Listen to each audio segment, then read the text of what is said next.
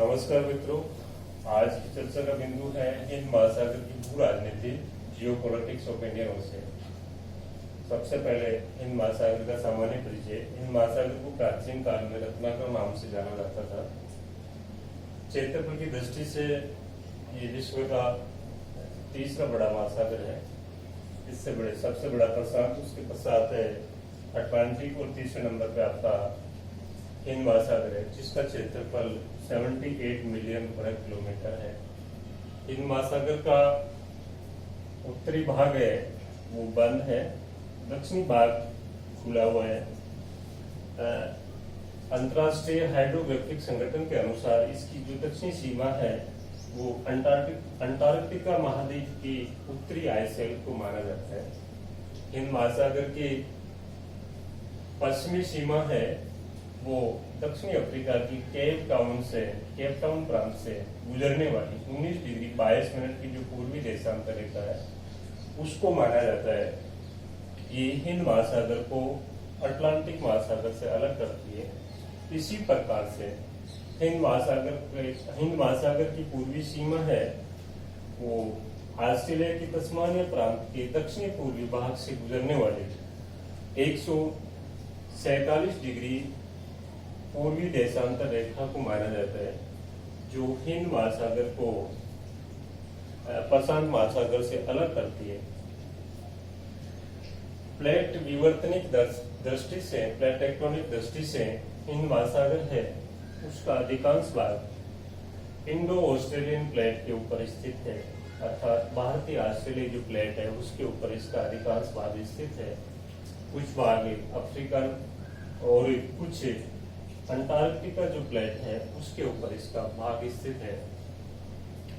हिंद महासागर में कई सागर, महत्वपूर्ण सागर स्थित है। लाल सागर, फारस की खाड़ी, अरब सागर, बंगाल की खाड़ी, मलका जल संधि, अरापुरा सागर, तिमोर सागर, ये महत्वपूर्ण सागर है। वर्तमान में हिंद महासागर है वो अंतर्राष्ट्रीय जो भू राजनीति है, जियो पॉलिटिक्स है, उसका एक महत्वपूर्ण केंद्र बना है। उसका कारण है कि हिंद महासागर की जो अवस्थिति लोकेशन है वो अफ्रीका, ऑस्ट्रेलिया और एशिया तीनों के लगभग मध्य में है।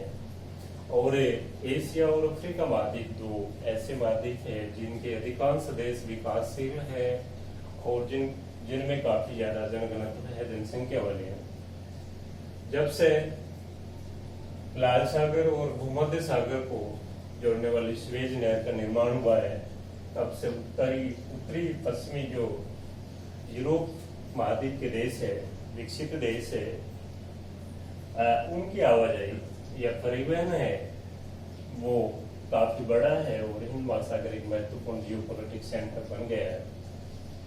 हिंद महासागर पे जो विश्व की महाशक्तियां है या विश्व के विकसित देश है, उनकी नजर होने के जो प्रमुख कारण है, उनके लिए ये फोकस का मुख्य कारण कि हिंद महासागर के जो देश है उनमें बहुमूल्य धातुएं जैसे सोना, चांदी, हीरे, इनके काफी ज्यादा डिपॉजिट्स है, भंडार है।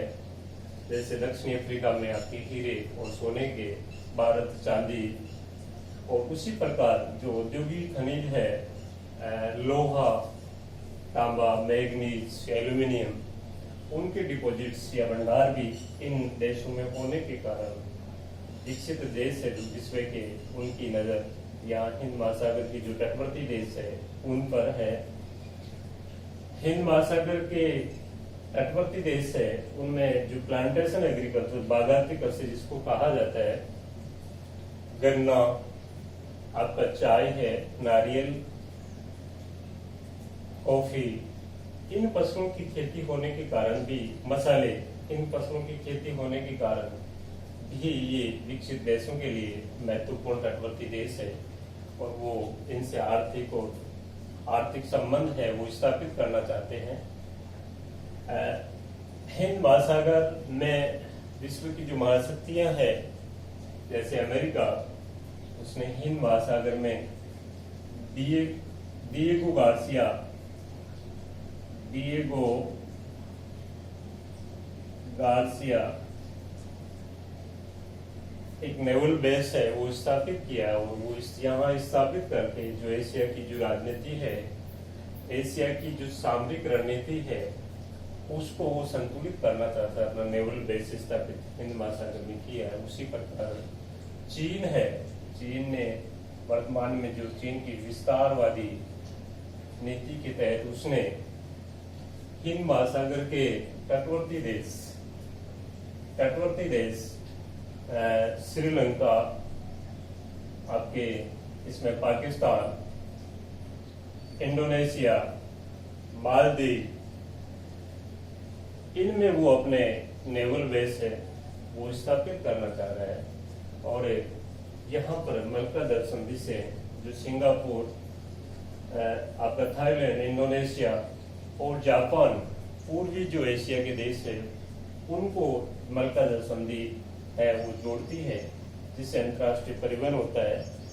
दक्षिण चीन सागर है, उसको लेकर चीन और यहाँ के जो दक्षिणी पूर्वी एशिया के देश है, वियतनाम, थाईलैंड, लाओस, इनमें विवाद की स्थिति बनी हुई है, तनाव की स्थिति रहती है। चीन है वो इसके 80% से अधिक भाग पर, दक्षिणी चीन सागर के भाग पर वो दावा करता है। और निकट तटवर्ती देश है वो अपना उस पर अधिकार जताते हैं। इस प्रकार से ये काफी विवादित और तनावग्रस्त क्षेत्र है। चीन की विस्तारवादी नीति, यानी विस्तारवादी नीति के कारण हिंद महासागर महत्वपूर्ण है, वर्तमान में काफी महत्वपूर्ण बन गया है। और कहा जाता है कि जो हिंद महासागर को नियंत्रित करता है वो एशिया पे अधिकार रखता है। 21वीं सदी की भाग्य का निर्धारण हिंद महासागर के जल पर होगा, ऐसा कहा जा रहा है।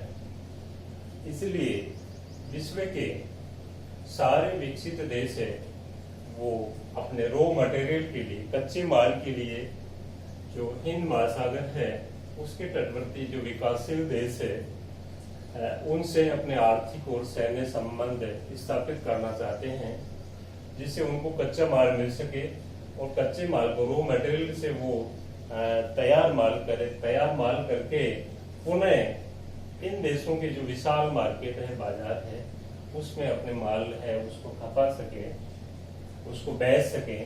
इस प्रकार से विश्व के जो विकसित देश है वो हिंद महासागर के तटवर्ती देशों में, तटवर्ती देश है उनसे अपने जो संबंध है वो स्थापित करना चाहते हैं। भारत के लिए हिंद महासागर एक काफी महत्वपूर्ण, भारत एकमात्र ऐसा देश है जिसका नाम हिंद महासागर से जुड़ा हुआ है। हिंदुस्तान, हिंद महासागर और भारत की जो प्रायद्वीपीय स्थिति है, अरब सागर और बंगाल की खाड़ी, यानी इसके 3 तरफ है आपका हिंद महासागर है। और जो अंतर्राष्ट्रीय उत्तरी पश्चिमी यूरोप के विकसित देशों से जो इंटरनेशनल वाटर रूट है, वाटर हाईवेज है, स्वेज जो नहर है उसके माध्यम से इधर से होते हुए बॉम्बे, श्रीलंका और फिर आपका बैंकॉक और ऐसे करके फिलीपाइंस, मनीला, जापान तक ये इंटरनेशनल वाटर रूट है, इसलिए भी काफी महत्वपूर्ण हो जाता है। इस प्रकार से हम कह सकते हैं कि वर्तमान में जो आपका हिंद महासागर है वो जियोपॉलिटिक्स का प्रमुख केंद्र बना हुआ है। विश्व की महाशक्तियां इस पर अपना अधिकार जताना चाहती है, यहाँ पर अपने नेवल बेस स्थापित करना चाहती है और जो हिंद महासागर की जैविक और अजैविक संसाधन है उनका दोहन करना चाहती है।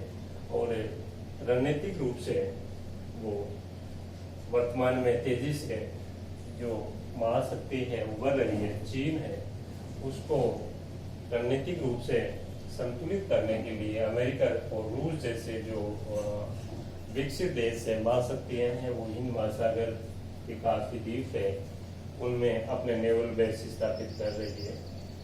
इसलिए अपन कह सकते हैं कि आने वाले टाइम में, आने वाले समय में हिंद महासागर है उसकी जियोपॉलिटिक्स या भू राजनीति है वो काफी महत्वपूर्ण होगी और उसी के माध्यम से एशिया महाद्वीप है उसके भाग्य का निर्धारण होगा।